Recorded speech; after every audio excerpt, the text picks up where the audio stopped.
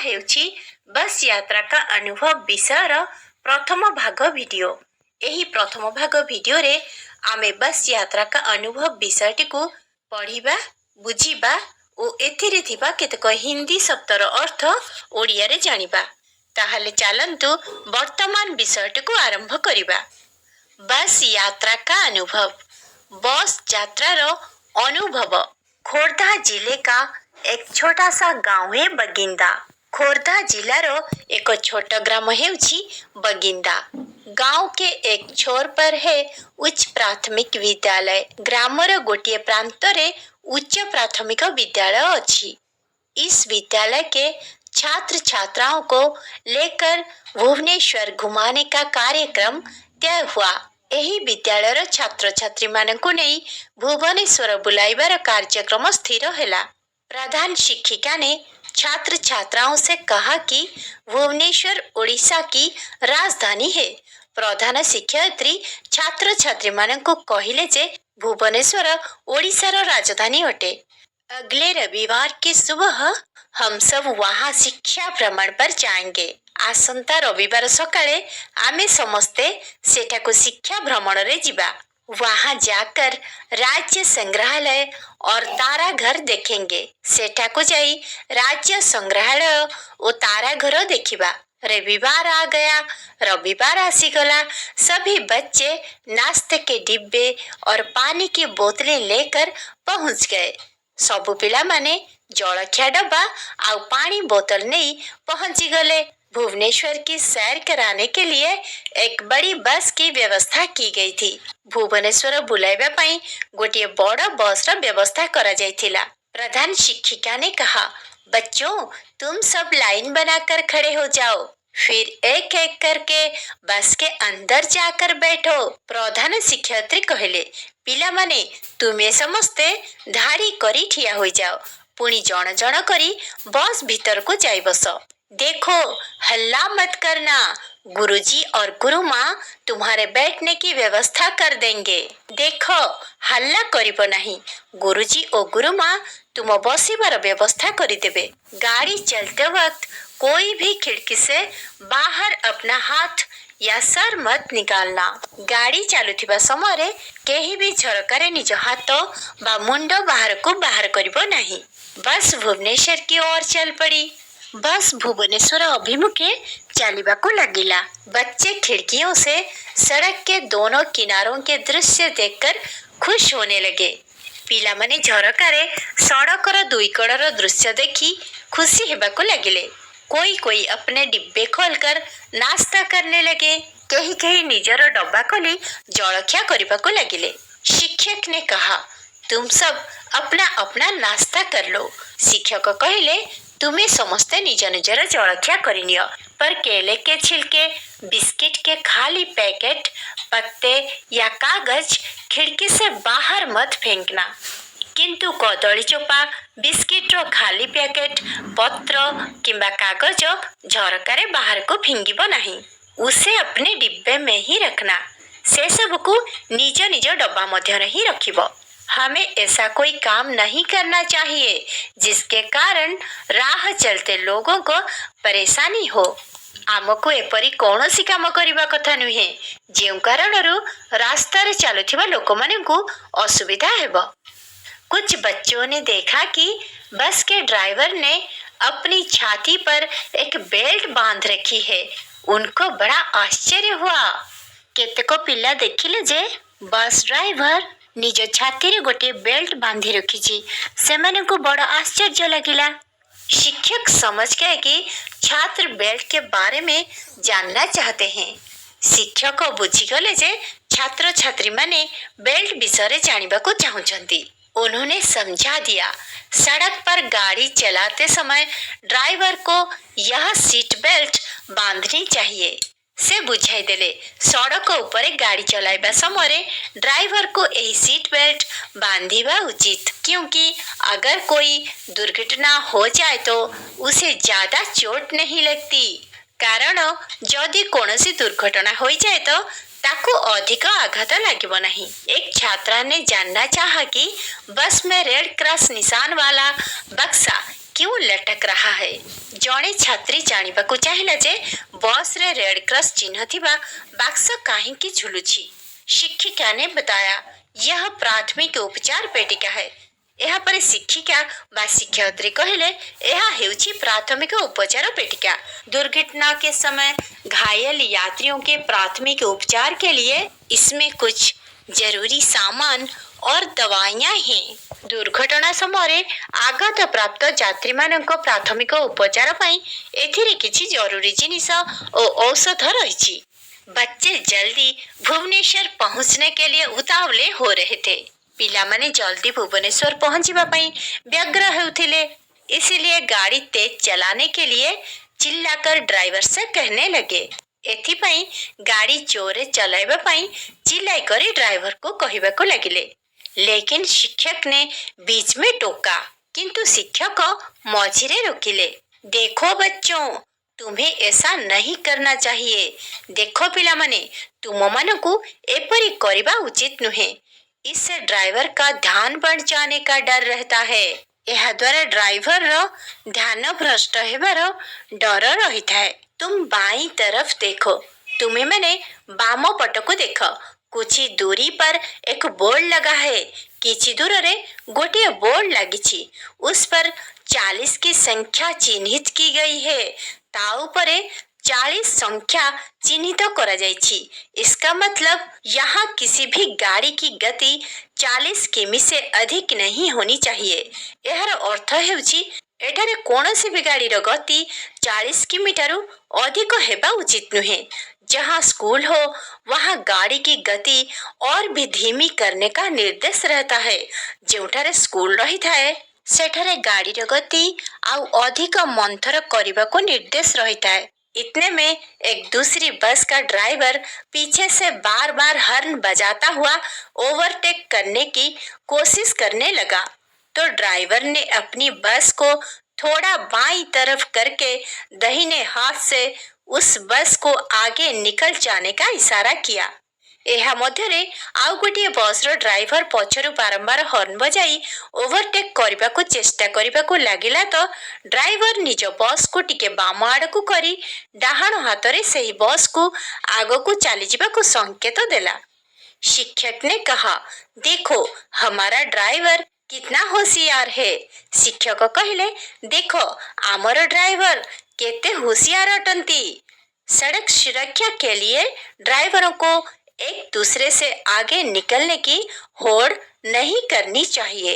सड़क सुरक्षा पाई ड्राइवर मानंकु जणे अन्यठारु आगको जीवा पाई प्रतिद्वंदिता करबा उचित नुहे, क्योंकि ज्यादातर दुर्घटनाएं सतर्कता के साथ ओवरटेक न करने से ही होती है। कारण अधिकांश दुर्घटना सतर्कतार सह ओवरटेक न करबा कारणरू होइथाए। हमारी बस आकर खंडगिरी के पास रुकी।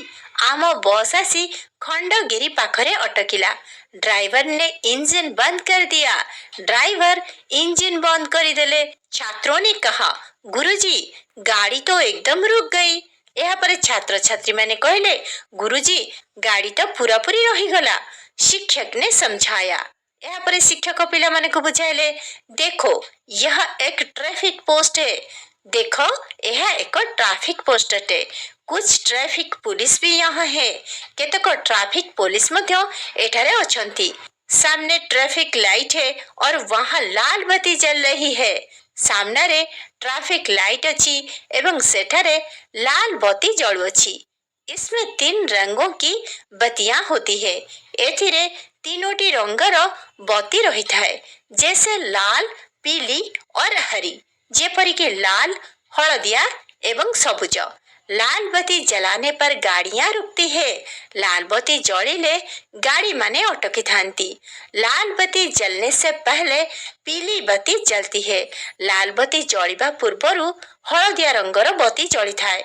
इसका मतलब है कि चालक अपनी गाड़ियों के गति धीमी करके रुकने की तैयारी करें।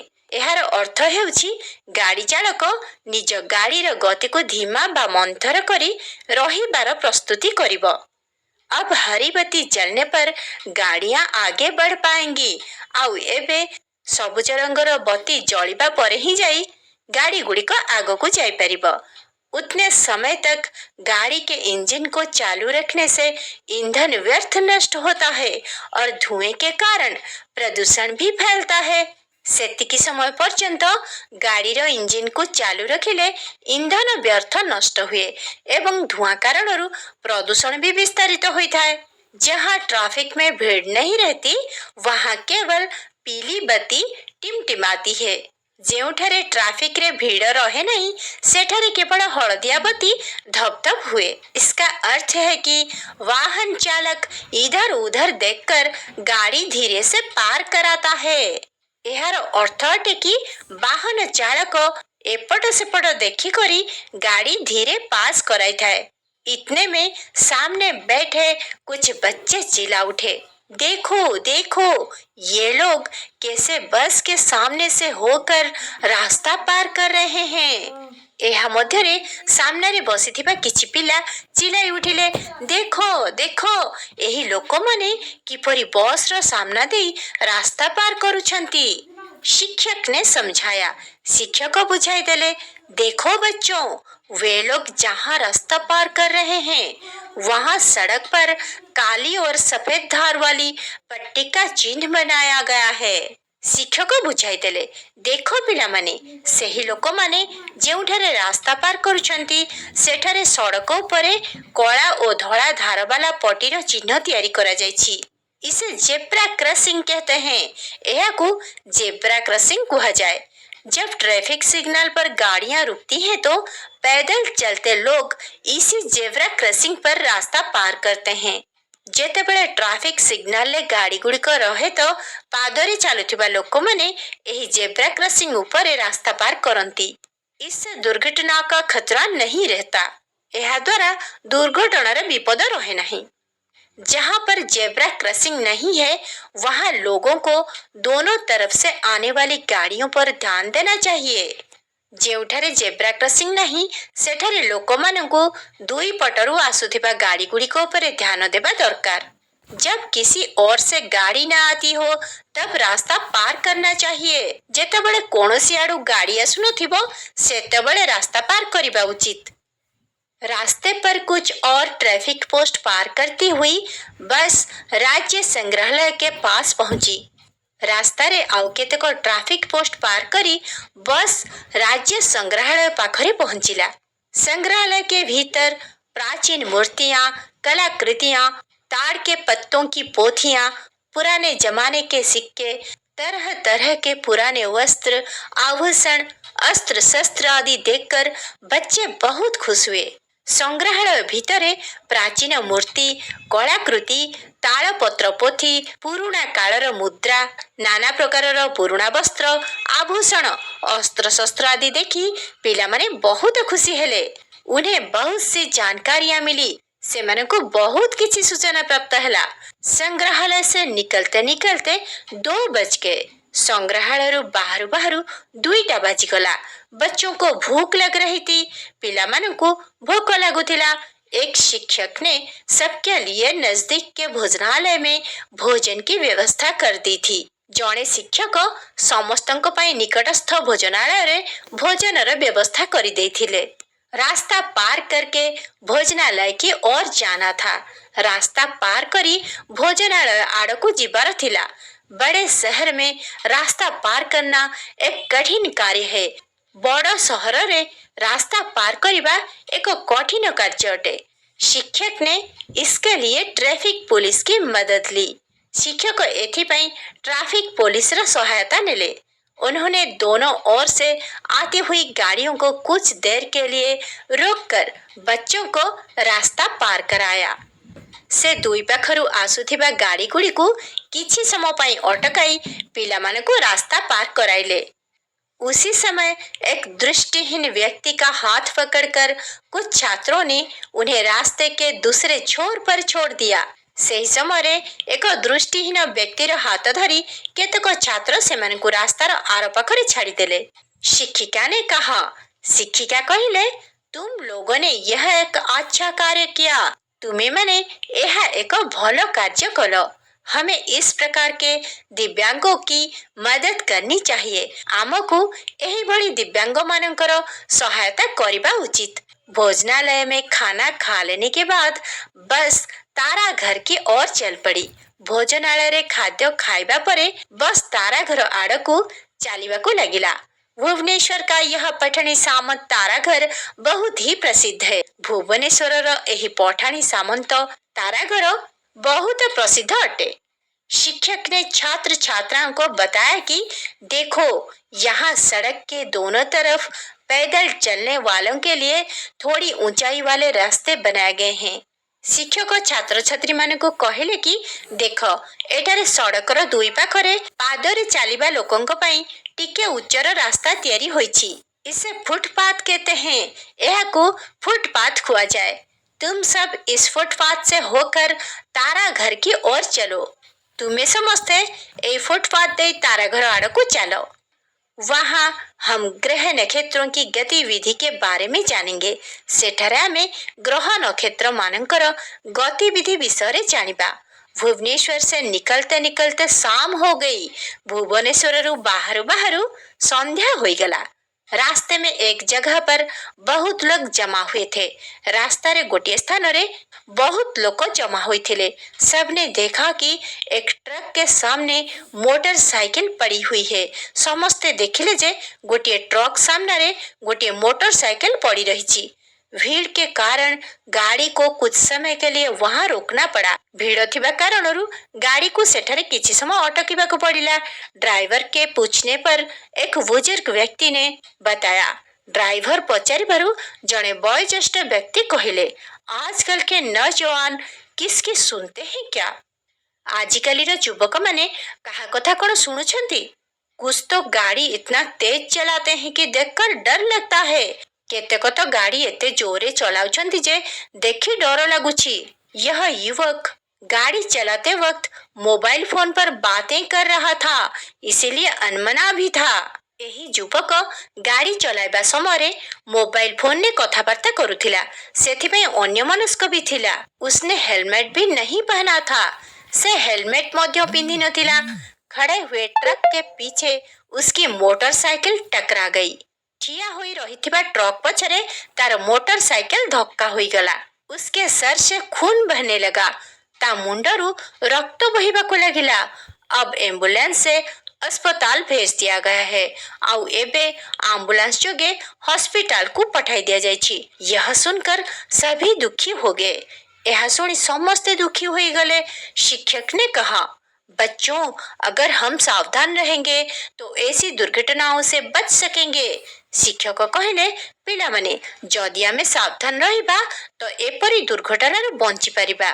सड़क पर सुरक्षित यातायात के लिए सबको सावधान रहना जरूरी है। सड़क उपरे सुरक्षित यातायात पई समस्तन को सावधान रहिबा जरूरी अटे। पिला माने वर्तमान आमे बस यात्रा का अनुभव विषयटी को बुझिले। एही विषयटीर लेखक हेउछंती आशीष कुमार राय। एहा परे आमे एही विषय रे शेष को थिबा केतक हिंदी शब्दार्थ जानिबा। छोर, प्रांत, सीमा। प्रांत बा सीमा। शहर, भ्रमण अर्थात भ्रमण करिबा। हल्ला, शोर अर्थात जोरे जोरे पाटी करिबा। खिड़की, झरोखा अर्थात झरका। अगर, यदि जहाँ को आमे ओडिया रे जदि कहि परिबा। चोट, आघात अर्थात आघात। उपचार, चिकित्सा अर्थात चिकित्सा बा उपचार। यात्री, मुसाफिर अर्थात यात्री। घायल, आहत अर्थात आहत।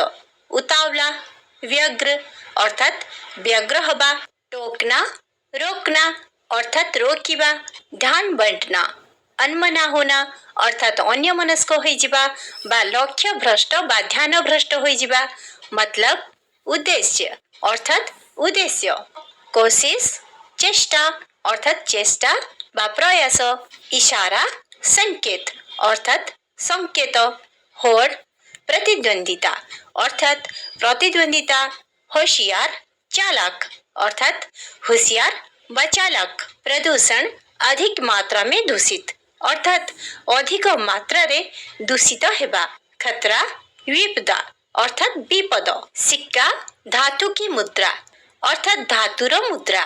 नजदीक पास अर्थात निकटरे बा पाखरे मदद सहायता अर्थात साहाय्य करिबा बा सहायता करिबा दिव्यांग भिन्नक्षम अर्थात भिन्नक्षम बा दिव्यांग बुजुर्ग अधिक आयु के व्यक्ति अर्थात वयोज्येष्ठ व्यक्ति पिलामाने बस यात्रा का अनुभव विषय द्वितीय भाग भिडियो रे आमे एहार अनुशीलनी प्रश्नोत्तर गुड़िक आलोचना करिबा। भिडियोटी भल लागिले एहाको लाइक और शेयर करंतु एहा सह मो चैनल